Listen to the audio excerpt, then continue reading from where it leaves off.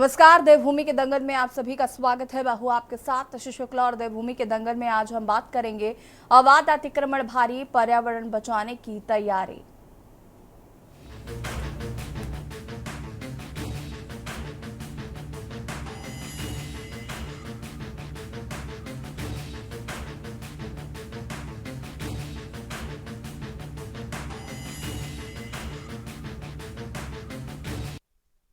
उत्तराखंड में जल्द होने जा रहे निकाय चुनाव से पहले धामी सरकार की मुश्किलें कम होने का नाम नहीं ले रही हैं।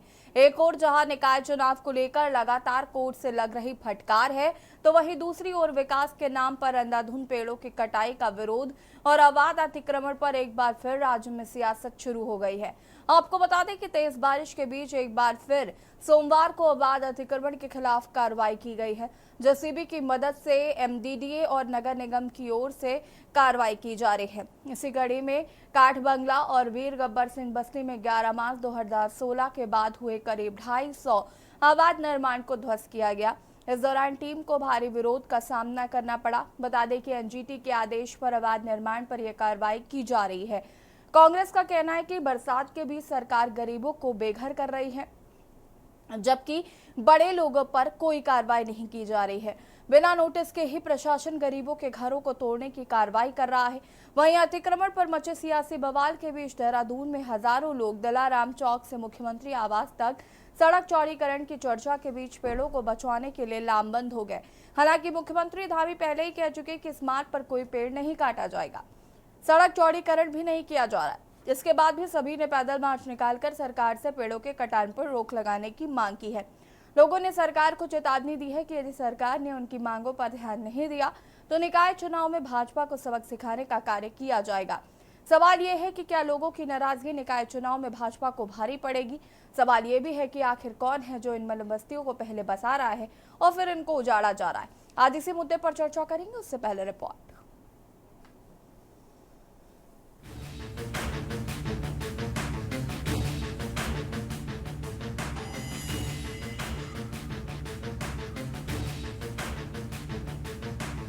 देहरादून जिला प्रशासन ने एक बार फिर अवैध अतिक्रमण के खिलाफ कार्रवाई शुरू कर दी है।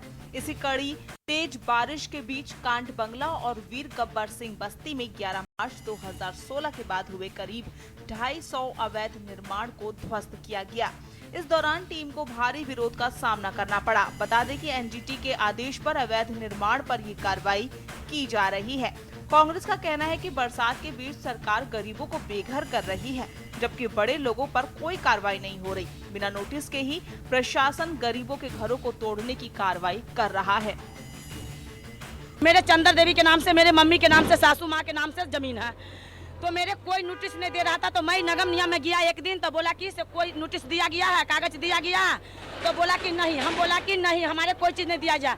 तो जब कोई चीज दिया गया नहीं है तो चुपचाप आराम से घर में बैठे रहो, जब तुम्हारे नोटिस जाएगा तब तुम आया करो। 19 तारीख के मेरे नोटिस दिया गया, तो मैं बोला कि मैं पूछा उसको से भाई जी से एक कागज लेकर मैं कहाँ जाऊँ, तो बोला कि से तुम्हारे एमडीडी जाने पड़ेगा। 20 तारीख में एमडीडी गया तो बोला कि से कागज है तुम्हारे पास। हम कहले हाँ, सारे चीज मेरे पास है। बोला कि लाओ सारे चीज। फिर मैं वहाँ जमा किया 20 तारीख के, तो बोला कि कोई मतलब नहीं है तुम्हारे घर टूटने के, कोई जरूरी नहीं है, कोई नहीं तोड़ सकता है। अभी क्यों हमारे घर में जेसीबी लग रहा है बताओ। हमारे सब जानने वाले रिश्तेदार हैं, ठीक है। अगर इनका नोटिस नहीं है तो तोड़ा क्यों जा रहा है? अगर जिसका नोटिस दिया है उसका तोड़ा जाए। लेकिन अब क्या है कि इसमें दादागिरी चल रही है। जिसका नोटिस नहीं है उसका भी तोड़ो, जिसका नोटिस है उसका भी तोड़ो। तो इसका क्या मतलब बनता है? मेरे को तो कुछ चीज़ समझ में नहीं आ रही। या तो नगर निगम की दादागिरी चल रही है या प्रशासन की दादागिरी की। 400 कुछ मकान टूटे हैं जो चिन्हित के, जो 11 मार्च 2016 के बाद जो इंक्रोचमेंट हुआ है वो सब टूटने हैं। अभी तक सर कितनी प्रशासन की टीम है और क्या? हमारा पूरा एमडीडी की सारी टीम लगी हुई है और एसडीएम लोग हैं और पुलिस फोर्स है। सर कुछ लोगों का ये भी कहना है कि उन्हें नोटिस जारी नहीं किया गया। नोटिस जारी नहीं है, लेकिन है नहीं है, हमें अब पता लग रहा तो हम तोड़ेंगे। वहीं अतिक्रमण पर मचे सियासी बवाल के बीच देहरादून में हजारों लोग दिलाराम चौक से मुख्यमंत्री आवास तक सड़क चौड़ीकरण की चर्चा के बीच पेड़ों को बचाने के लिए लामबंद हो गए हैं।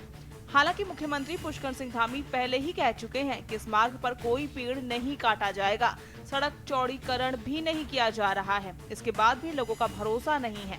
नाराज लोगों ने पैदल मार्च निकालकर सरकार से पेड़ों के काटने पर रोक लगाने की मांग की है। लोगों ने सरकार को चेतावनी दी है कि यदि सरकार ने उनकी मांगों पर ध्यान नहीं दिया तो निकाय चुनाव में भाजपा को सबक सिखाने का कार्य किया जाएगा। देखिए, वो क्या बोल रहे हैं क्या नहीं बोल रहे उसका कोई अर्थ नहीं है ना। जो इस समय खाली एक ये इस प्रकरण को लेकर के नहीं है, ये लोगों की जो नाराज़गी है, लोगों का जो गुस्सा है, लोगों की जो निराशा है, उसको लेकर के आज देहरादून की सड़कों में इस किस्म का जो सैलाब निकला है, वो निश्चित तौर पर भी किसी भी सरकार को जो है वो चिंतित करना चाहिए। 24 साल हो गए उत्तराखंड राज्य बने हुए। आप ही मुझे बताइए कि क्या कभी आपने देहरादून में इस किस्म की जेंट्री का आप लोगों ने खुद देखा है बाहर आना? तो ये सामान्य तौर पर इस पब्लिक को ऐसा कहा जाता है जो कि अपने घरों के अपने कंफर्ट से बाहर नहीं निकलते हैं। लेकिन आज अगर 1000 लोग इस किस्म के यहाँ पर बाहर निकले हैं, ये निश्चित तौर पर, जैसा मैंने कहा, उनकी नाराज़गी, उनकी फ्रस्ट्रेशन, उनका गुस्सा, उनकी चिंता, ये तमाम चीज़ें जो हैं आज इस पर्यावरण बचाओ वॉक और आंदोलन के माध्यम से सामने आई हैं। देखिए, उत्तराखंड पर्यावरण की दृष्टि से बहुत संवेदनशील क्षेत्र है और हमने अपनी जितनी भी नीतियाँ बनाई है पर्यावरण को ध्यान में रखकर हमने बनाई है। और माननीय मुख्यमंत्री जी ने प्रदर्शन से पहले ही उस सारे विषय संज्ञान में लिया। ये स्वाभाविक रूप से है कि जब विकास की दृष्टिकोण से योजनाएं बनती है उसमें अनेकों बार पेड़ कटान भी एक इशूज़ बन जाता है। लेकिन पहले उत्तराखंड के अंदर इस बात का विशेष रूप से ध्यान रखा जाएगा कि हम सब लोग जो भी विकास की योजनाएं बनाएं उसमें पर्यावरण को विशेष रूप से कैसे संरक्षित रखा जा सकता है उस दृष्टि से कार्यक्रम रहेगा। और अभी हमने 23 जून से कल से लेकर 16 जुलाई तक हरेला पर्व तक एक पेड़ माँ के नाम इस कार्यक्रम ने लिया है। ये इसके पीछे का उद्देश्य उत्तराखंड के पर्यावरण को बनाए रखना ही है। ये जन आंदोलनों का यही फायदा होता है। देहरादून वासियों ने दिखा दिया कि जिंदा हैं तो जिंदा नजर आना जरूरी है। और जिस तरह से एक अपार जनसमूह उमड़ा कल देहरादून की सड़कों पर, मेरे पास शब्द नहीं है आभार और साधुवाद व्यक्त करने का देहरादून वासियों के प्रति। और निश्चित तौर पर उन्होंने सरकार की चूल्हे हिलाने का काम किया और इन्हें कोई गुरेज नहीं होगा दोबारा सड़कों पर उतरने के लिए। ये धामी सरकार को पता होना चाहिए, क्योंकि अब सुनने में आ रहा है कि एक तरफ तो धामी जी ने सांत्वना देते हुए आश्वासन इन लोगों को दे दिया कि कोई पेड़ का कटान नहीं होगा, वहीं ये सूत्रों से खबर आ रही है कि अधिकारियों की पूरी मंशा है। अधिकारी कह रहे हैं कि चलिए पेड़ नहीं काटेंगे, लेकिन इन पेड़ों को हम शिफ्ट कर देंगे दूसरी जगह पर। यदि ऐसा कुछ होता है तो हम सबको पता है कि अभी कम से कम हमारे प्रदेश में तो ऐसी टेक्नोलॉजी नहीं आई है। कुल मिलाकर निकाय चुनावों से पहले राज्य की मुश्किलें कम होने का नाम नहीं ले रही हैं। एक ओर जहां कोर्ट में लगातार पड़ रही फटकार सरकार की चिंता को बढ़ा रही है, तो वहीं दूसरी ओर विकास के नाम पर पेड़ों की हो रही अंधाधुंध कटाई का विरोध शुरू हो गया है। इस बीच एनजीटी के आदेशों का अनुपालन करने में जुटी धामी सरकार को अवैध अतिक्रमण पर भी विरोध झेलना पड़ रहा है। ऐसे में देखना होगा धामी सरकार क्या कुछ समाधान निकालती है। उत्तराखंड डेस्क रिपोर्ट के न्यूज इंडिया।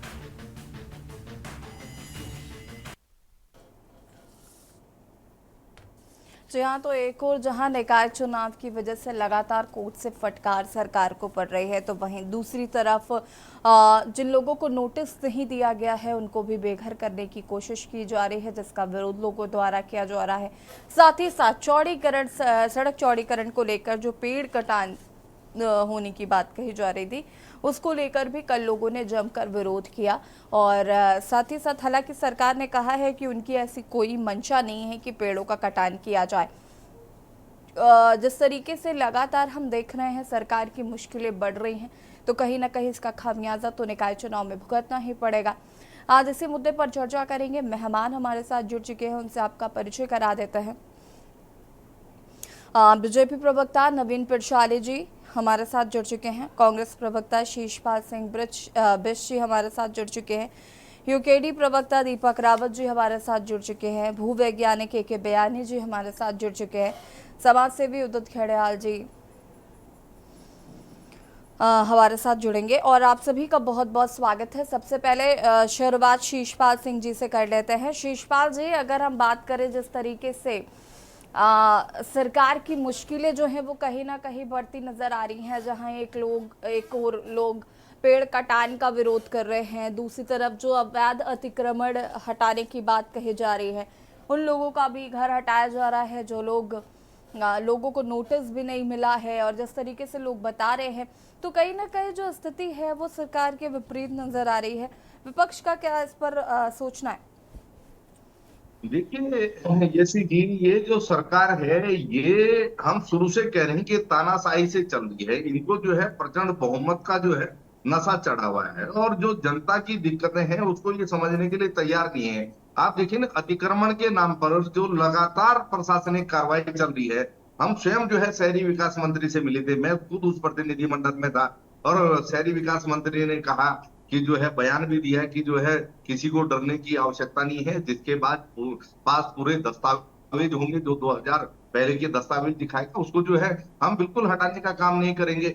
और अब देखिए कि अधिकारी जो है लोग दस्तावेज भी दिखा रहे हैं, उनके पास पूरे प्रमाण है, लेकिन उसके बाद भी जो है मनमाने तरीके से जो है अतिक्रमण हटाने की कार्रवाई चल रही है। और एनजीटी के जिस आदेश का हवाला दिया जा रहा है, ये चीज हम पहले भी कह चुके हैं कि भाई वो एनजीटी का आदेश केवल इन झुग्गी झोपड़ियों के लिए थोड़े ना है। नदी किनारे जितने भी अतिक्रमण है, चाहे वो सरकारी अतिक्रमण है जिसमें चाहे वो विधानसभा नदी में बनी हो, चाहे यूनिवर्सिटी नदी में बनी हो, कहीं आप वही निजी इंटर कॉलेज है, थाने हैं, दुनिया भर के सरकारी स्टेब्लिशमेंट है, कहीं जो है नदियों के किनारे आप देखिए कि बड़े बड़े शिक्षण संस्थान है, होटल है, रिजॉर्ट है, उनपे भी बुलडोजर चलाइए। गरीब का अतिक्रमण नहीं, क्यों अतिक्रमण नजर आता है? और अगर इनको हटाना जरूरी है तो भाई के पुनर्वास की आपके पास क्या योजना है? एक और तो प्रधानमंत्री नरेंद्र मोदी जी कहते हैं कि जो है आजादी का अमृत महोत्सव होगा, हर बेघर के पास अपना घर होगा। दूसरी ओर जो है आप झोपड़ी भी उसके पास नहीं रहने देना चाहते, और वही रवैया इनका पर्यावरण के प्रति है। आप जो है लगातार आप देखिए पूरे प्रदेश के अंदर जगह जगह अवैध रूप से जो है पेड़ों का कटान हो रहा है। अभी शहजारा रोड पर आपने देखा जिस तरीके से पेड़ों का कटान हुआ रोड चौड़ीकरण के नाम पर, हमने पर्यावरणविदों ने तमाम शहरवासियों ने जो उसका जम के विरोध किया, लेकिन फिर भी जो है सरकार नहीं मानी और मनमाने तरीके से जो है वहां पे कटान हुआ। फिर कहा गया कि हम काटेंगे साथ ट्रांसप्लांट करेंगे, लेकिन ट्रांसप्लांट के नाम पर जो पेड़ लगे हैं रायपुर नदी में आप जाकर देखिए सोंग के किनारे, वो सबके सब ठुट बन गए, कोई भी हरा भरा जो है उसमें नहीं हो पाए। फिर खलंगा में जो है 2000 से ज्यादा पेड़ों की कटाई की योजना थी, उसका भी जो है पर्यावरणविदों ने हमने खुल करके विरोध किया, तब जाकर के वो योजना स्थगित हुई। और अब जो है मुख्यमंत्री आवास को जो दिलानो राम चौक से रोड जाती है, वहां पे 200 से ज्यादा पेड़ों के कटान की जो है तैयारी है, निशानदेही हो गई थी। विरोध जो है जब हुआ, लगातार जो है सड़कों पे देहरादून की जनता उतर गई, तब जाकर के अब बयान आ रहा है कि साहब पेड़ों का कटान होगा, लेकिन अभी तक शासनादेश नहीं निकला। और वहां पर आप देखिए 200 साल पुराने जो है पीपल के जो पेड़ हैं, जो लोगों के आस्था से भी जो है जुड़े हुए हैं, वहां भी जो है आप जो है जबकि उस रोड के चौड़ीकरण की आवश्यकता नहीं है। अगर आवश्यकता है तो विकल्पों पर जो है सरकार जो है ये प्रशासनिक अधिकारी काम क्यों नहीं करते? इनको जो है सीधे सीधे ये लगता है पेड़ काटना ही जो है सबसे जो है आसान रास्ता है। तो इस प्रकार की एक्सरसाइज होती क्यों है? शिषपाल जी, विकल्प भी बता दीजिए ना, विकल्प क्या है उनके पास? पेड़ नहीं कटेंगे तो सरकार क्या करेगी? सड़क चौड़ीकरण कैसे होगा? नहीं, जैसे कि देखिए तमाम विकल्प हैं। उस रोड के चौड़ीकरण की पहले तो आवश्यकता नहीं है। अगर सरकार को आवश्यकता भी है तो आप समझिए उसके विकल्प है कई तरीके, लेकिन विकल्पों पे काम तब होगा ना जब एसी कमरों से बाहर मंत्री निकलेंगे, अधिकारी निकलेंगे। अब खलंगा में कैसे विकल्प मिलेंगे आप बताइए ना? तो हर चीज का विकल्प है। आप जो है पेड़ों को पहले आप देखिए, गर्मी अप्रैल महीने से इतनी ज्यादा इस राजधानी देहरादून में, उत्तराखंड में, जिसे शांत वादियों के लिए, पर्यावरण के लिए, खुशनुमा माहौल के लिए जाना जाता था, 43 डिग्री के पार पारा कभी हमने सुना नहीं। यहाँ इतना है कि यहाँ रहना जो है मुश्किल हो रहा है। और उनका जो पर्यावरण के लिए बहुत जरूरी है हरे बड़े पेड़, आप उसका जो है अंधाधुंध तरीके से कटान कर रहे हैं। अभी आपने ये सीधी हमने भी डिबेट की थी, चक्रोता की कनासर रेंज में, बड़कोट रेंज में, चक्रोता रेंज में जो है दुर्लभ प्रजाति के पेड़ जो है किस तरीके से काटे गए थे। केवल एक डीएफओ को जो है सस्पेंड किया गया, फिर भी वो बहाल हो गया, तो कोई बड़ी कार्रवाई देखने में नहीं आई। अल्मोड़ा जिले में वहां के डीएफओ ने पिछले 5 सालों में मनमाने तरीके से जो है हजारों पेड़ों को काटने की परमिशन दी। जब हमने इस मामले को प्रमुखता से उठाया तब जाकर के उनकी पावर सीज की गई कि अब ये कोई परमिशन नहीं देंगे। तो कौन करेगा? जो जिनको जो है रक्षा करनी है पर्यावरण की, वही जो है अंधाधुंध तरीके से जो है अवैध कटान करवा रहे हैं। और आप देखिए परमिशन 4 पेड़ की होती है, 400 काट दिए जाते हैं। तो ये जो है मनमाना जो रवैया है, प्रशासनिक जो तानाशाही है, सरकार की जो मनमानी है, तो ये तो पर्यावरण को जो है कोई इनको फिक्र है, न इनको जो है शिषपाल जी वापस आएंगे। दीपक रावत जी का रुख कर लेते। दीपक रावत जी क्या कुछ कहना चाहते हैं इस मुद्दे पर? देखिए, विकास के नाम पे पर्यावरण को नुकसान पहुंचाना ये तो कहीं से भी उचित नहीं है। और सरकार की सबसे बड़ी समस्या यह है कि जिस प्रकार से कल जो है जन सैलाब सड़कों पे उतरा, वो भी गैर राजनीतिक संगठनों का, और इतना विशालकाय जो अगर समूह सड़क पे उतरता है और सरकार को जो कुंभकर्ण की नींद में सोई है उसको जगाने का कार्य करता है, तो कहीं ना कहीं पर ये एक प्रश्न चिन्ह सरकार के इकबाल के ऊपर हो जाती है। इसका सीधा सीधा अर्थ ये है कि जो जनता है वो मुख्यमंत्री की बातों पर विश्वास नहीं करती, जनता के जो जनप्रतिनिधि हैं उनकी बातों पर विश्वास नहीं करती। एक तरफ मुख्यमंत्री जी कह रहे हैं कहीं पर भी कोई पेड़ नहीं काटा जाएगा, उसके बावजूद भी अगर उत्तराखंड की जनता और देहरादून की जनता यहाँ पर इतने भारी समूह में एकत्रित होकर पैदल मार्च करती है, तो कहीं ना कहीं पर यह इकबाल जो सरकार के ऊपर होना चाहिए जनता का, वो कहीं ना कहीं पर कम हुआ है। दूसरी बात, स्थिति यह है इस समय कि जो आपके पास एक पूरी योजना होनी चाहिए। यदि आप उठा लीजिए पिछले 2-3 महीने के जितने भी यहाँ के समाचार पत्र उठा लीजिए, लगातार आप देखेंगे पेड़ कटाने के बारे में जनता उभरी हुई है। आप अभी हमारे बिजली पहले पूछेगा खलिंगा वाले मामले में देखिए, अगर जनता जागरूक होती तो वहां पर सरकार को अपनी नीति नहीं बदलनी पड़ती। आप इनकी कौन सी किस योजना के बारे में बताइए। और सबसे बड़ी ये है कि अभी पिछले 15 दिन जो यहाँ पर 43 डिग्री से ऊपर लोगों ने झेला है, तो उसका सबको प्रभाव समझ में आ गया है कि यहाँ पर अगर पेड़ रहेंगे, देहरादून में पेड़ रहेंगे, उत्तराखंड में अगर पेड़ रहेंगे, तो इसका जो ये गर्मी इन्होंने 15 दिन में जो झेली है, अब यहाँ के जो हमारे वीआईपी कल्चर है वो तो एसी में रहते हैं ना, अपने घर में एसी है, घर से बाहर निकलेंगे एसी में, फिर अपने ऑफिस जाएंगे एसी में। लेकिन जो आम आदमी है, वो आम आदमी तो सड़कों पे चलता है ना, उसे तो रात को तो अपनी छोटी सी कोठरी में सोना है, अब छोटा अपने घर में रहना है। ऐसी परिस्थितियां उसने झेली है, कितना आक्रोशित हो गया है। वो जो 15 दिन की गर्मी का आक्रोश है, वो आप देखिए कि आज सड़कों पर उतरता हुआ दिखा। और ये जिस तरीके से ये सैलाब उतरा है, निश्चित रूप से ये आगामी आने वाले जो भी चुनाव होंगे, चाहे वो निकाय चुनाव होंगे, चाहे वो विधानसभा चुनाव होंगे, इसमें इनका खामियाजा वर्तमान सरकार को भुगतना पड़ेगा, उनके जनप्रतिनिधित्व को भुगतना पड़ेगा। रही बात जो बस्तियां टूटने की है, उत्तराखंड क्रांति दल का स्पष्ट कहना है कि अवैध रूप से जो भी बस्तियां बसी हैं, चाहे वो कभी की बसी हो, किसी के भी कार्यकाल में बसी हो, किसी के समय काल में बसी हो, उनका अगर वो नियम विरुद्ध है तो उनका टूटना अगर कानूनन सही है तो होना चाहिए। लेकिन आप मुझे बताइए ना, ये सरकारें तब कहां सोई रहती हैं जब इन बस्तियों को बसाया जाता है।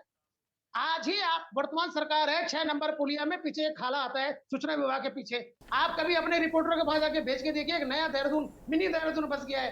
अब आप बताइए, कभी इसके बारे में चिंता करी है? चाहे कांग्रेस हो, चाहे भारतीय जनता पार्टी हो, कभी किसी ने चिंता करी है कि वो कौन लोग जो वहां के बसे हुए हैं? आप जो उस नाले में देखिए, पूरा का पूरा एक शहर बसा हुआ है।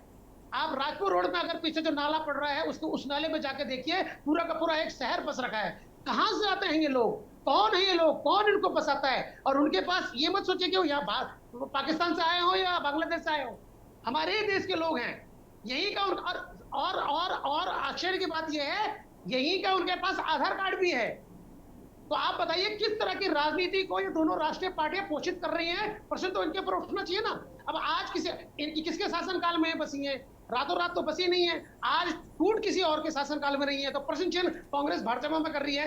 भाजपा के शासनकाल में बसी हुई है, अगर कांग्रेस सत्ता में होती तो वो कांग्रेस में प्रश्न चिन्ह करती। लेकिन सवाल ये है, एक तरफ तो ये प्रश्न बनता है कि अचानक से उत्तराखंड की डेमोग्राफी चेंज हो गई है, अचानक सबसे ज्यादा पलायन जो है विस्थापित हुआ वो उत्तराखंड में हुआ है। तो सवाल यह है कि उन लोगों को सुनियोजित तरीके से अलग अलग विधानसभाओं में कौन बसा रहा है, कौन उसका राजनीतिक वापस आएंगे दीपक रावत जी। ए के बयाने जी हमारे साथ जुड़े हुए हैं, भूवैज्ञानिक है।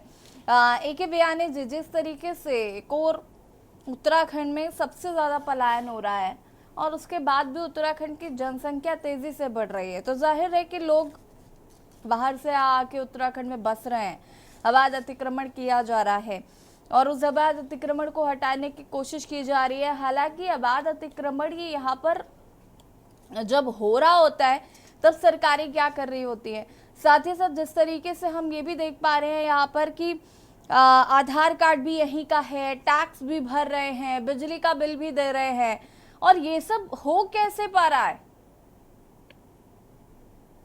देखिए, जहाँ तक क्यों हो रहा है, क्या हो रहा है, ये सबको अच्छी तरह से मालूम है कि कौन इसको कराता है और और इसमें सरकारी मशीनरी का क्या रोल है और इसका क्या रोल है।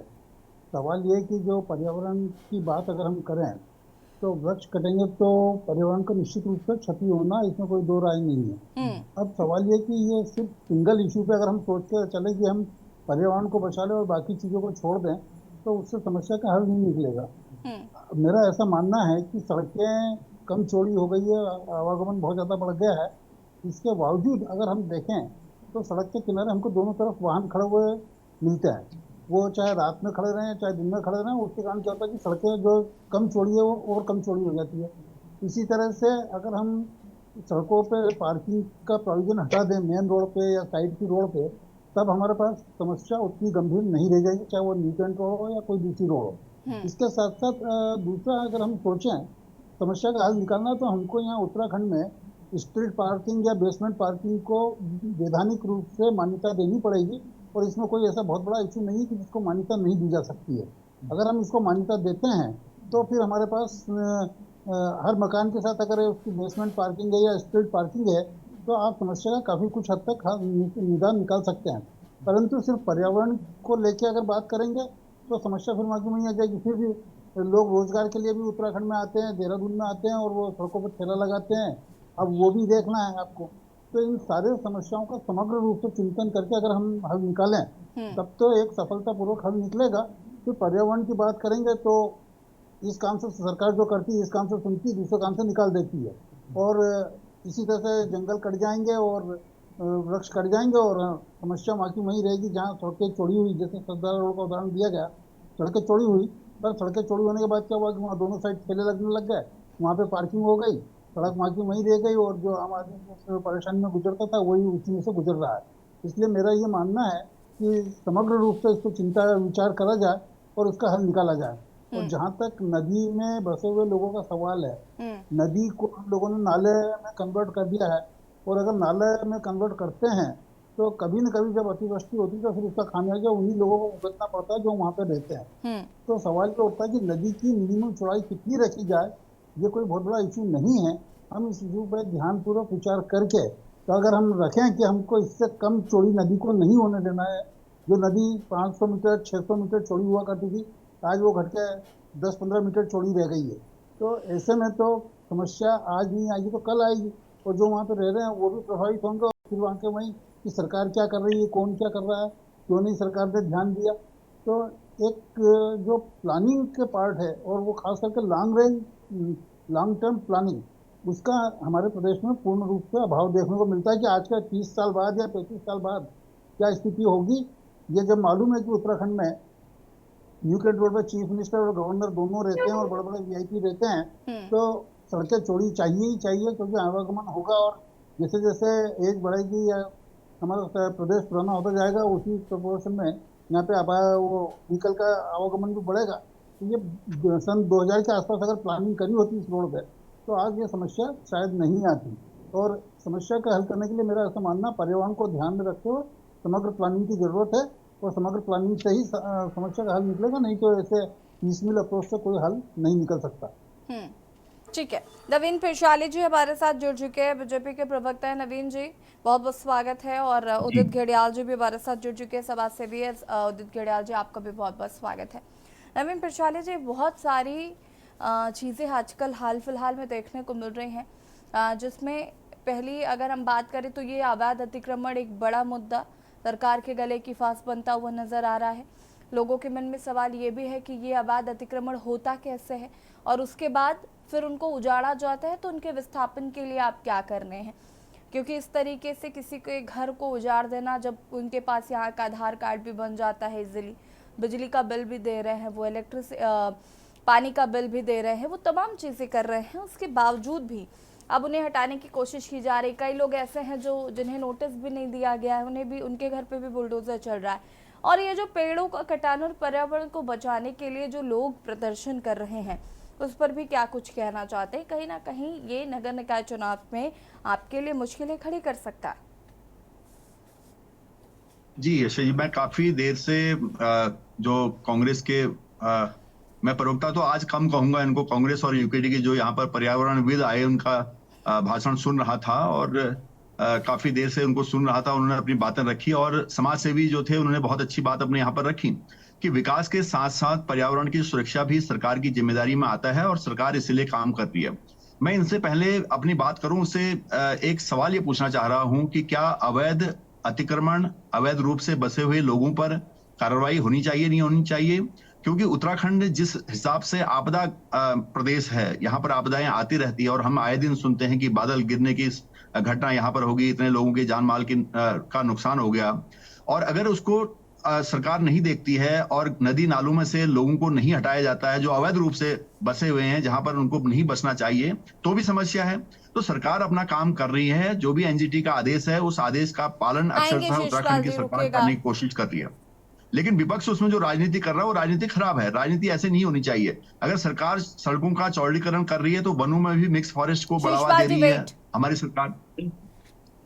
तो सरकार हर तरह से कोशिश कर रही है कि जनता को सुविधाएं दी जाए, लेकिन एक सरकार की भी अपनी लिमिट है और अगर सरकार उस पर कार्रवाई ना करे तो भी विपक्ष राजनीति करता है, कार्रवाई करे तो भी राजनीति है। राजनीति करनी है तो इनको तो केवल राजनीति करनी है, सरकार को अपना विकास हमारा कार्य ये करना है। मसला नहीं है कि आप अवैध अतिक्रमण हटा रहे हैं और अवैध अतिक्रमण बिल्कुल हटना चाहिए।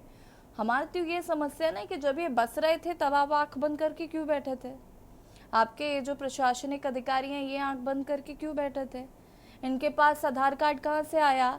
मुझे इन सवालों के जवाब दीजिए। फिलहाल इनके पास आधार कार्ड कहाँ से आया? ये इलेक्ट्रिसिटी बिल कैसे भर रहे हैं? ये कैसे बिजली का पानी का बिल भर रहे हैं? मुझे बताएंगे आप? इसका मतलब है कि ये संज्ञान में है, उसके बावजूद भी अगर इनको अब हटाने की कोशिश की जाएगी, बेघर किया जाएगा, तो सवाल उठेंगे। देना मेरा फर्ज है। आपका सवाल बहुत वाजिब है। ये देखने की जरूरत है कि कब बसे, किसने इनको बसाया, किसका आधार कार्ड कैसे आया। यही तो समस्या है। यही वो विपक्ष में बैठे लोग जिन्होंने इनको बसाया है इधर उधर से लाकर।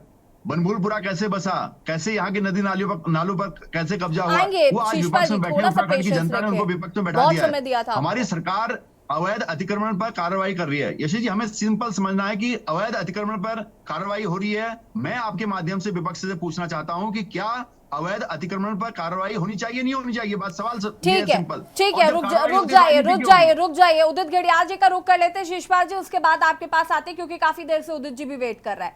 उदित जी, अगर हम बात करें जिस तरीके से पेड़ों को कटान को लेकर कल हमने देखा एक भारी प्रदर्शन आम जनता द्वारा किया गया, जो कि लग रहा है कि जनता कहीं ना कहीं पर्यावरण को लेकर काफी सीरियस नजर आ रही है। क्या कुछ कहना उस पर? देखिए, ये पुअर अर्बन प्लानिंग है। मैं प्रोफेसर साहब की हर बात से सहमत हूं।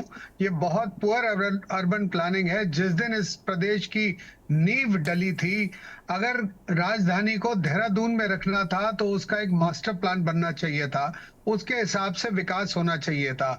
यहाँ पर कहीं भी विकास हो गया, कहीं मल्टी स्टोर्ड बन गई, कहीं पर बिल्डिंग्स बनी हुई हैं, कॉमर्शियल बेसमेंट्स बने हुए हैं, लेकिन वो गोदाम के रूप में बने हुए हैं, तो गाड़ियां वहां पार्क ना होकर सड़क पे पार्क हो रही हैं।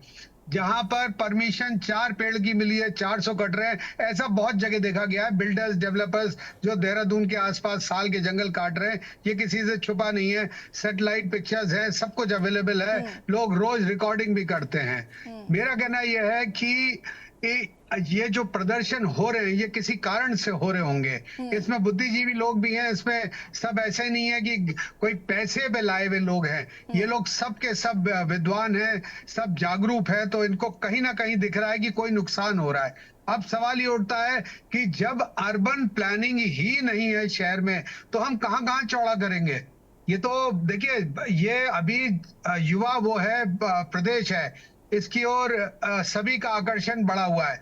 यहाँ की कानून व्यवस्था और राज्यों के मुकाबले बहुत बेहतर है, इसीलिए लोग भाग भाग के मुजफ्फरनगर हो, मेरठ हो, सहारनपुर हो, शामली हो, वो यहाँ आके घर लेना चाहते हैं, अपने बच्चों को पढ़ाना चाहते हैं, क्योंकि वो सुरक्षित मान रहे हैं। और इसमें कोई शक नहीं, अभी काफी सुरक्षित है देहरादून और अन्य क्षेत्र भी उत्तराखंड के।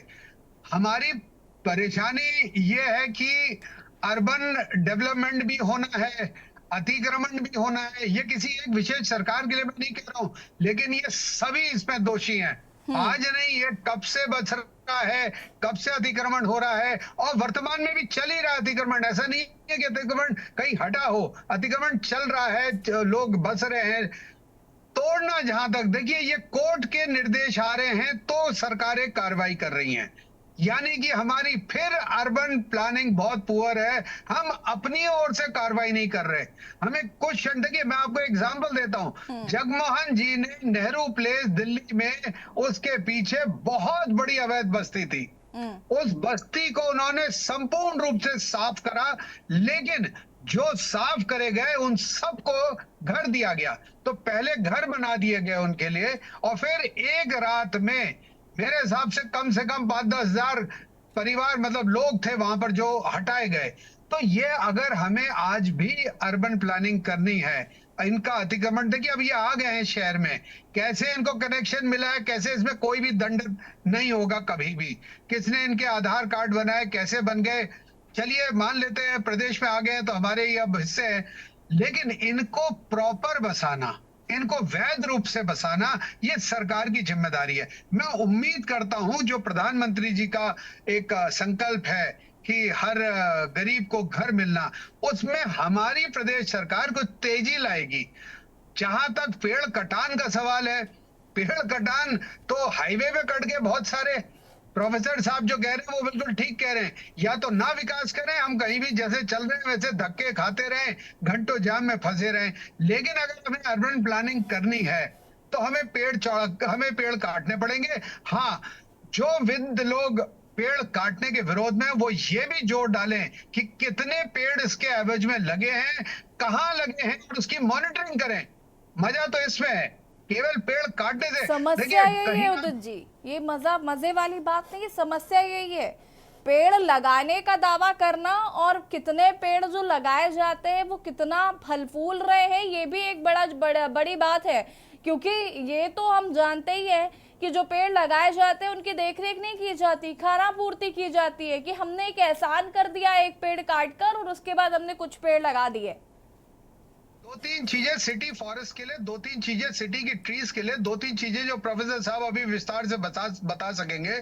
सिटी लिमिट्स में जो ट्री होती हैं वो आप कहीं जाएं, न्यूयॉर्क में घुसे, वॉशिंगटन घूमे, पेरिस घूमे, बड़े बड़े टोक्यो घूमे, बढ़िया सियोल घूमे, कहीं घूमे, आपको वो पेड़ एक लिमिट पे हाइट पे दिखेंगे। हर पेड़ की प्रूनिंग होती है। हम अपने बाल काटते हैं, नाखून काटते हैं, क्यों काटते हैं? अच्छा दिखने के लिए काटते हैं। वो पेड़ जब सिटी लिमिट्स में आ जाता है तो वो फॉरेस्ट नहीं होता है, वो पेड़ ट्री हो जाता है, और ट्री वो शहर का है, उसको उतना खूबसूरत लगना चाहिए, उसकी प्रूनिंग होनी चाहिए।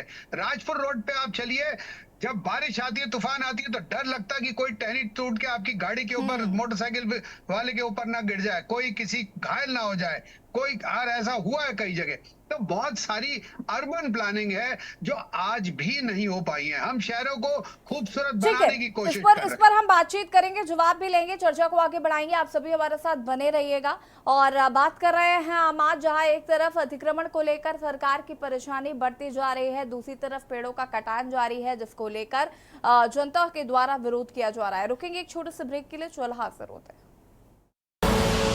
आप देख रहे हैं के न्यूज, खबरों का सारथी।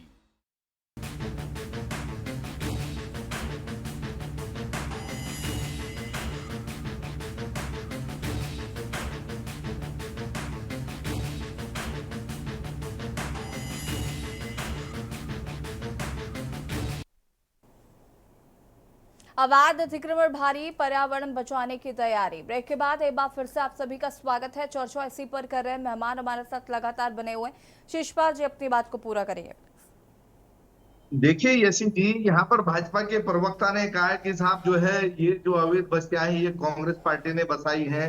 मैं कह रहा हूँ हमारा तो शुरू से ही जो है ये, हम तो किसी को उजाड़ने के पक्ष में ही नहीं है, लेकिन जो है इनकी पार्टी में जो बैठे हैं इनके विधायक गणेश जोशी, जो यहाँ पर बात अवैध रूप से बताने की हो रही है, पूर्व विधायक रहे हैं, पूर्व मंत्री हरबंस कपूर जी, आज उनकी पत्नी वहां पर है। इन लोगों का क्या रोल है? इन्होंने भी कुछ किया है नहीं किया इस शहर के अंदर? जरा पूछे, जब अगर ढंग से छानबीन होगी, इस शहर की जनता जानती है। लेकिन जो है हम यही तो कह रहे हैं कि भाई लोगों को उजाड़ने से पहले, क्योंकि हमारे लोग हैं, हमारे देश के लोग हैं, इनके पास घर नहीं तो ये कहाँ जाएंगे? इनके बच्चे जो है वहां पर पल रहे हैं, इनके बच्चे वहां पर जो है बढ़ रहे हैं, तो इनके बच्चों के भविष्य की चिंता करना कि सरकार की शीशपाल जिम्मेदारी जी, है। अवैध अतिक्रमण क्या अच्छी बात है? मुझे बस इस बात का जवाब दीजिए, हाँ या ना। एक रात में, लेकिन उन सबको जो है मकान दिए गए, उनको आवास दिए गए, तो ये अरे सरकार जो है जो आवाज देने का शीशपाल जी, फिर आप वही बात कर रहे हैं। अवैध अतिक्रमण अच्छी बात है क्या? तभी तो कहा था अवैध अतिक्रमण अच्छी बात है क्या? सवाल पूछ रही एंकर महोदय कुछ बोल रही है, यशवी कुछ बोलना चाह रही है सवाल। तो आप जो है दूसरी ओर आपका जो है डबल रवैया है, स्टैंडर्ड है इनका जो है यशी जी। एक और कांग्रेस सीधे तौर पर राजनीति कर रही है, कांग्रेस राजनीति कर रही है और भारतीय जनता पार्टी की सरकार जनहित में काम कर रही है। रुक जाइए नवीन जी, बीच में रुक जाइए जरा, उनको पूरा कर लेने दीजिए। आप निरस्त कर दीजिए उस अध्यादेश को। आप बोलेंगे हम एक भी गरीब को जो है नहीं देखना, तो हमारी सरकार बचाना चाहती है ना, मैं यही तो बोल रहा हूँ, हमारी सरकार है जो अध्यादेश लेके आई है। शीशपाल जी, इससे पहले भी हम लोग कई बार इस पर अवैध अतिक्रमण के मुद्दे पर चर्चा कर चुके हैं। मुझे बस ये समस्या आती है कि आप अवैध अतिक्रमण को जायज कैसे ठहरा सकते हैं? आप ये कह सकते हैं कि आप उनको विस्थापित करिए, लेकिन सवाल ये भी है ना कि आप किस किस को और कहां पर विस्थापित करेंगे? ये जो लोग आ रहे हैं, पहले ये तो पता करिए कि ये कहाँ के, ये उत्तराखंड के हैं भी या कहीं और से आ रहे हैं? देखिए यशी जी, इस देश का नागरिक है, इस देश में कहीं भी बच सकता है। हजारों लाखों लोग हैं उत्तराखंड के जो दिल्ली में, बंबई में, चंडीगढ़ में, देश के कोने कोने में रह रहे हैं। आप जो है आप उत्तराखंड की जनता को अवैध रूप से बसे हुए लोगों के साथ कैसे कंपेयर कर सकते हैं? जो भाजपा करती है, आप सवाल ही नहीं समझ रहे। प्रश्न है अवैध रूप से लोग बसे हुए। आप अपना सत्यापन अभियान चलाइए, किसने आपको रोका? लेकिन आप गरीबों को उजाड़ने कर रही है हमारी सरकार, तो आपको क्यों आफत आ रही है? ये सत्यापन करके ही तो सारा हो रहा है। नवीन जी, आपकी समस्या ये है जब दूसरे नहीं, आपकी समस्या ये है कि आप बात को समझते नहीं, आप केवल विपक्षी के तौर पर राजनीति करने की कोशिश यहाँ पर कर रहे हैं। विष्णु जी, राजनीति करना ठीक नहीं है। हमारी सरकार अपना काम कर रही है जो उत्तराखंड की जनता के हित में है, उस काम को यहाँ पर करने का पूरे हिंदुस्तान की जनता, पूरे विश्व की दोनों पार्टी जस की तस है। ठीक है नवीन प्रशाले जी, अर्बन प्लानिंग का डिस्कशन चल रहा था, थोड़ा सीरियस बात कर लेते हैं, ये राजनीति से हट के बात कर लेते हैं। अर्बन प्लानिंग जिसका जिक्र अभी यहाँ पर भूवैज्ञानिक के बयानी जी भी कर रहे थे, तो गडियाल जी ने भी जिक्र किया कि आज से 30-35 साल बाद आप उत्तराखंड को कैसे देख रहे हैं? इसकी कोई प्लानिंग है? विकास जरूर, ठीक है शीशपाल जी एक सेकंड रुक जाइए जरा, बहुत गंभीर बात कर रहे हैं हम, अर्बन प्लानिंग पर बात कर रहे हैं, सुन लेते हैं ना जरा। कौन बंद करेगा? ये तो डिबेट हो नहीं पाएगी। अब ये तो डिबेट नहीं हुई, इनका टेप जो है रिपीट होता जा रहा है। इनका थोड़ा स्विच डाउन कीजिए, इनका फेडर डाउन करना पड़ेगा। शीशपाल जी प्लीज, शीशपाल जी प्लीज सहयोग करिए प्लीज। शीशपाल जी को म्यूट करिए प्लीज। शीशपाल जी, गलत बात है ये।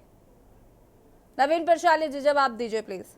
पुरानी बात होगी विष्णु जी, आपका पुराना हो गया। उत्तराखंड की जनता ने आपको नकार दिया, जनता ने आपको किनारे फेंक दिया। इस बात को सुने, अब यहाँ पर काम करने की बारी भारतीय जनता पार्टी की सरकार की है। भारतीय जनता पार्टी की सरकार पूरी जिम्मेदारी के साथ उत्तराखंड के हित में काम कर रही है। जो भी उत्तराखंड के हित में है उस काम को हमारी सरकार कर रही है, और जो कार्रवाई हो रही है अवैध रूप से बसे हुए जो लोग हैं, जो बाहर से आए हुए हैं, अवैध रूप से यहाँ रह रहे हैं, उन पर कार्रवाई होनी चाहिए, क्योंकि उत्तराखंड सरकार की भी एक लिमिट है, जनता की भी एक लिमिट है, उस लिमिट से बाहर कोई भी नहीं जा सकता है। हमें यह देखना होगा यशी जी कि हम पूरे भारतवर्ष की अगर जनसंख्या को देखें, उसका अगर असेसमेंट नवीन प्रशाले जी, मैं अभी यहाँ पर मैंने अभी आपसे भूवैज्ञानिक जी की बात का जिक्र किया, अर्बन प्लानिंग एंड ऑल, कि कैसे आज से 30 साल बाद 33 साल बाद आप कैसे देख रहे हैं उत्तराखंड को? उसकी कोई प्लानिंग है? इसकी प्लानिंग कभी की नहीं गई, ना की जा रही है। पेड़ काटने की बात अगर की जा रही तो उनको अगर आप लगा भी रहे हैं तो वो पेड़ किस स्थिति में है, उनकी क्या हालत है, ये देखने की जिम्मेदारी कौन सुनिश्चित करेगा? इसकी जिम्मेदारी सरकार सुनिश्चित कर रही है, और सरकार ने इनको शिफ्ट भी किया है। सरकार ने केवल इन पेड़ों को नहीं, इन पेड़ों के नहीं, आपको पता है आप एक बहुत गंभीर मुद्दे पर नवीन प्रशाले जी को उनका वक्तव्य पूरा करने नहीं दे रहे, जो कि काफी गलत बात है। राजनीति अपनी जगह, पर्यावरण अपनी जगह है। शीशपाल जी आप मुझे सुन रहे हैं? आप मुझे सुन रहे हैं? शीशपाल जी आप मुझे सुन रहे हैं? शीशपाल जी बहुत गलत बात है ये, बहुत गलत बात है ये। नवीन प्रशाली जी, 2.5 लाख पौधों का रोपण किया इन्होंने, कहाँ है वो 2.5 लाख पौधे, जरा आप बताएं। शिशपाल वो पेड़ बने, जंगल में जाओ, घर से बाहर निकलोगे तब ठीक है। नवीन जी जो सवाल पूछा उस पर जवाब दीजिए। देखिए यशी जी, जहां तक इस पूरे उत्तराखंड का मास्टर प्लान की बात है तो हमारी सरकार पूरा उसको देख रही है, और जो लोग हैं 2016 तक का जो अध्यादेश हमारी सरकार लाई है उस पर भी मास्टर प्लान हमारी सरकार बहुत जल्दी ही ला रही है। उस पर काम हो रहा है कि कैसे हम नदी के किनारों से 2-3 लेयर निकाल के उसको पीछे करके कैसे मल्टीपल जो है फ्लैट बनाया जाए और उसमें लोगों को शिफ्ट किया जाए, तो सारा काम कर रहा है। लेकिन कांग्रेस जिस प्रकार से राजनीति कर रही है, आप देख रहे हैं अभी वो बीच में बोल रहे हैं। नवीन जी रुक जाइए। शिशपाल जी क्या चाहते हैं आप? बनने की कोशिश कांग्रेस कर रही है, राजनीति कर रही है। क्या एक second Naveen Prashali ji hold on. Shishpal ji बताइए जरा क्या चाहते हैं आप? हम पूरा समय आपको ही दे दे। आवाज को बार बार म्यूट करने का काम कर रहे हैं। जब मैं बोल रहा था भाजपा के प्रवक्ता ने, शिशपाल जी आपने काफी कुछ बोला और वो हमने सुना। आपको म्यूट करने का काम अभी थोड़ी देर पहले ही किया गया क्योंकि आप सुन नहीं रहे एंकर की। कम से कम एंकर की बात तो सुनिए आप। के नाम पर शिशपाल जी, यशी जी, इनको पूरा समझ लीजिए आप। मेरा सवाल इनके लिए केवल एक ही है कि क्या अवैध रूप से बसे हुए लोगों पर कार्रवाई होनी चाहिए? ठीक है, एके बियानी जी का रुख करते हैं हम।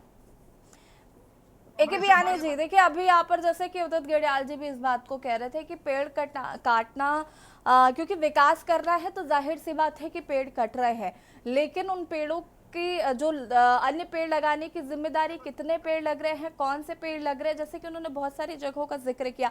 मैं चाहूंगी इसको लेकर भी कहीं ना कहीं सरकार का मार्गदर्शन होना भी जरूरी है, क्योंकि सरकार के पास अगर मास्टर प्लान होता तो शायद आज ये स्थिति ही नहीं होती।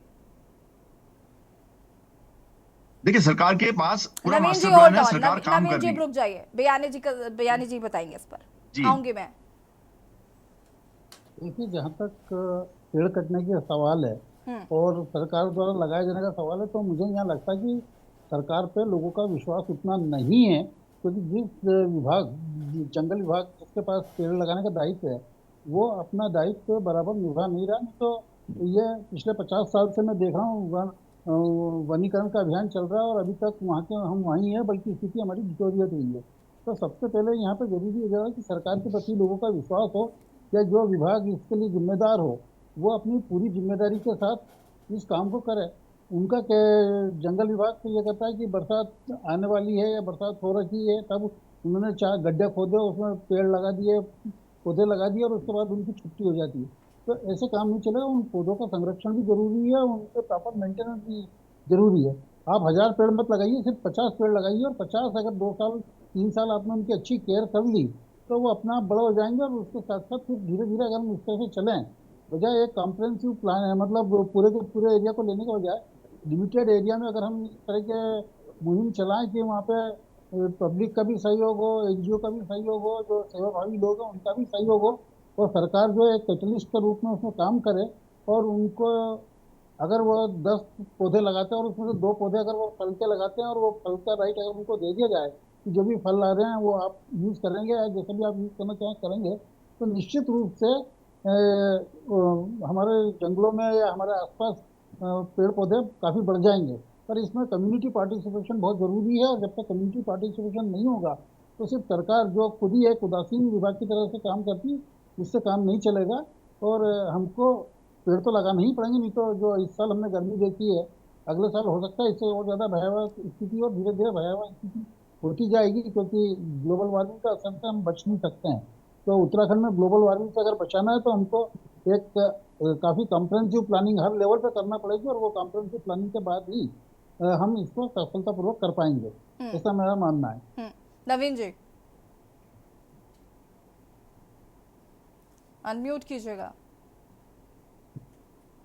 यसी जी, मैं सहमत हूं जो अभी प्रोफेसर साहब ने जो बात कही, और मेरा ये कहने का मतलब है कि सरकार पूर्णतः जिम्मेदार होती है। सरकार, क्योंकि सरकार जनता ने बनाई है, सरकार अपना काम भी कर रही है, और सरकार के कामों के बीच में राजनीति भी होती है क्योंकि विपक्ष वहां पर है। मेरा यहाँ पर ये मानना है कि हमारी जनसंख्या अगर 1.25 करोड़ की जनसंख्या है, तो कहीं ना कहीं 50 लाख लोग ऐसे हैं जो इस उत्तराखंड को आगे बढ़ाने के लिए योगदान देना चाहते हैं। वो लोग भी धीरे धीरे ये कर रहे हैं कि कैसे पर्यावरण को बचाया जाए। हम कहते हैं कि हमारा उत्तराखंड महान होना चाहिए, लेकिन हमें कहीं ना कहीं ये सोचने की जरूरत भी है कि हमारा उसमें क्या योगदान है। तो अगर 50 लाख लोग एक पेड़ लगाते तो 50 लाख होते, तो कहीं ना कहीं अब ये है काम की बात।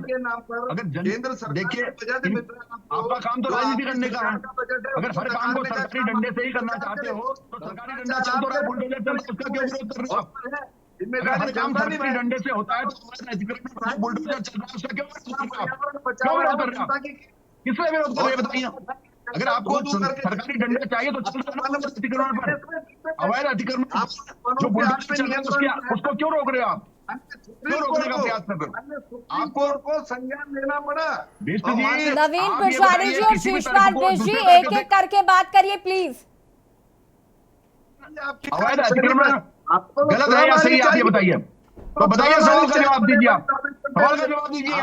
यहाँ बोलने से नहीं होगा। अरे नवीन पिरसानी जी, क्या आप शीशपाल जी से जवाब मांग रहे हैं? जवाब आपको देना चाहिए, सत्ता में आप हैं। पहले अवैध अतिक्रमण गलत है या सही है ये बताइए। कार्रवाई होनी चाहिए नहीं होनी चाहिए, इसका जवाब दीजिए। पहले राजनीति मत कीजिए यहाँ। ठीक है, आप दोनों को फिलहाल हम यहाँ पर रोकना चाहेंगे, चर्चा को आगे बढ़ाएंगे। और हरियाणा के मुख्यमंत्री नायब सिंह सैनी क्या कुछ कह रहे सुन लेते हैं। और अभी एक फैसला भी माननीय सर्वोच्च न्यायालय का आया है, जो सोशो इनकम को लेकर के हमने अपने प्रदेश के गरीब विधवाओं, गरीब अनाथ बच्चों और दशकों से सरकारी नौकरियों से वंचित गरीब परिवारों के सदस्यों, विमुक्त जातियों और घुमंतु जातियों के उन गरीब परिवारों को जो न तो शेड्यूल कास्ट में आते हैं और न ही बैकवर्ड क्लास में आते हैं, तथा कच्चे कर्मचारी जो अनुभव के आधार के ऊपर हमने कुछ अंक हमने देने की हमारी वर्ष 2018 से चली आ रही इस नीति को के ऊपर आज सुप्रीम कोर्ट का फैसला आया है। इस फैसले का हम सम्मान करते हैं। अगले 100 दिनों में, मैंने पिछले दिनों ये बात कही थी कि हम हरियाणा में 50,000 भर्तियां करेंगे। हम उन 50,000 भर्तियों का आने वाले समय में ये संकल्प लेते हैं कि हम उसको पूरा करेंगे। परंतु आपके माध्यम से आज मैं 5 बातें हरियाणा के जनता के सामने पहुंचाना चाहता हूं। हमारी सामाजिक आर्थिक नीति अंत्योदय पर आधारित है। हम इस नीति पर अडिग थे, अडिग रहेंगे, अडिग हैं। जिन हजारों युवाओं ने आज इस नीति के बल पर हरियाणा सरकार में ज्वाइनिंग की है, किसी को भी निकलने नहीं दिया जाएगा।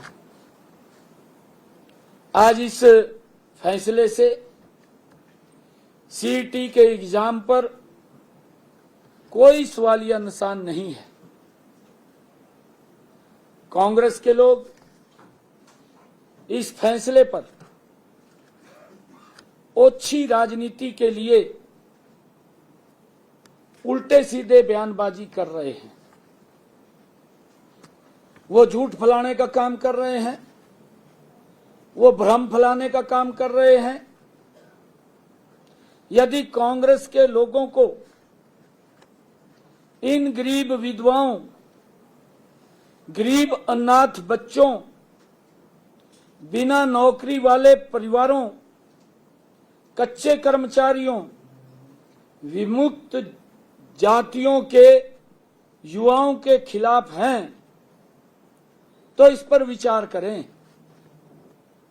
मैं कांग्रेस के लोगों को कहना चाहता हूं, वो इस पर विचार करें, क्योंकि हमारी सरकार गरीबों के हकों के लिए लड़ रही है। हम इनको अगर जरूरत पड़ी एक विधेयक विधानसभा में ला करके लेकर के आएंगे, ताकि गरीब व्यक्ति के लिए जो अंत्योदय की भावना से हमारी सरकार ने जो गरीब व्यक्ति को लाभ दिया है, हमारी सरकार मजबूती से उन गरीब लोगों के साथ खड़ी है। टस से मस नहीं होगी, चाहे हमें रिव्यू पिटीशन में जाना पड़े, चाहे हमें विधानसभा में विधेयक लेकर के आना पड़े, हम गरीब लोगों के साथ हैं। परंतु पिछली सरकार के दौरान जो कांग्रेस के लोग आज उन गरीब लोगों के, अगर किसी के परिवार में नौकरी नहीं है, परिवार गरीब है, अनाथ है, मां बाप नहीं है, घर में कमाने वाला कोई नहीं है, अगर इस योजना के माध्यम से उस परिवार में अगर दीपक जला है, अगर प्रकाश हुआ है, तो कांग्रेस के लोगों को इतना उत्साहित होने की आवश्यकता नहीं है। अगर वो इतना उत्साहित हो रहे हैं तो ये कांग्रेस के लोग ये गरीब के विरोधी हैं। ये स्पष्ट इनके इस बयानों से दिखाई दे रहा है। मैं उनको आईना भी दिखाना चाहता हूं, जो लोग ट्वीट करके बात करते हैं, जो लोग इस फैसले के ऊपर भ्रम की स्थिति पैदा कर रहे हैं। इनकी सरकार में सरकारी नौकरियों लेने के अंदर भाई भतीजावाद एकदम। और यहाँ पर हरियाणा सीएम नायब सिंह सैनी को आप सुन रहे थे, जिन्होंने बात कही कि गरीबों के लिए जो भी योजनाएं लाई जा रही हैं उन पर हम अडिग रहेंगे, चाहे उसके लिए हमें कुछ भी करना पड़े, चाहे उसके लिए हमें विधेयक पर लाना पड़े। और देवभूमि के दंगल में आज हम बात करें जहाँ एक और अवैध अतिक्रमण कहीं ना कहीं सरकार की मुसीबत बनता जा रहा है, साथ ही साथ पर्यावरण को बचाने के लिए भी अब कहीं ना कहीं जनता एकजुट नजर आ रही है। तमाम मेहमान हमारे साथ लगातार बने हुए थे। उदित गिडियार जी, फटाफट अपनी बात को प्लीज पूरा करिएगा कम शब्दों में। देखिए, भी कहा कि ये पुअर अर्बन प्लानिंग का नतीजा है। आपको पेड़ कट रहे हैं जो शहर के अंदर, वो अर्बन प्लानिंग की दिक्कत है। जो अतिक्रमण हो रहा है, अवैध अतिक्रमण, वो बिल्कुल पुअर अर्बन प्लानिंग की वजह से हो रहा है। जहां तक मैं सबको बता देना चाहता हूं, लोग बार बार एक भ्रम फैलता है कि साहब पेड़ कट गए तो 43 डिग्री आ गया। देहरादून का तापमान आज से 50 साल पहले या उससे भी पहले 43 डिग्री गया है। पौड़ी का तापमान जो कभी 30-28 से ऊपर नहीं गया, वो 35 गया। जोशीमठ 35 पे पहुंचा, तो टेहरी 36 पे पहुंचा, नई टेहरी जो 6000 फीट पे है। तो केवल जंगल होने की वजह से तापमान कम हो जाएगा ये जरूरी नहीं है। हमारी प्रॉक्सिमिटी, ये प्रोफेसर साहब बता सकते हैं, रेगिस्तान से बहुत नजदीक है, तो गर्म हवाएं तो हरदम आती रहेंगी। हाँ, जंगल, पेड़ जो होते हैं वो बहुत ठीक है। उदय जी देखिए, और नवीन जी, हम उम्मीद करते हैं कि सरकार इस ओर ध्यान देगी और जिस तरीके से विपक्ष मुद्दों को उठा रहा है वो भी कहीं ना कहीं देखना होगा आगे किस तरीके से सरकार इस ओर ध्यान देती है। आप सभी का बहुत बहुत शुक्रिया चर्चा में शामिल होने के लिए। और देवभूमि के दंगल में आज हम बात कर रहे थे जहाँ एक और अवैध अतिक्रमण को लेकर सरकार की मुसीबतें बढ़ रही है, तो वहीं दूसरी तरफ पेड़ों को कटान को लेकर भी जनता सड़कों पर नजर आ रही है। देवभूमि के दंगल में फिलहाल इतना ही। देखते रहिए के न्यूज़ इंडिया। नमस्कार।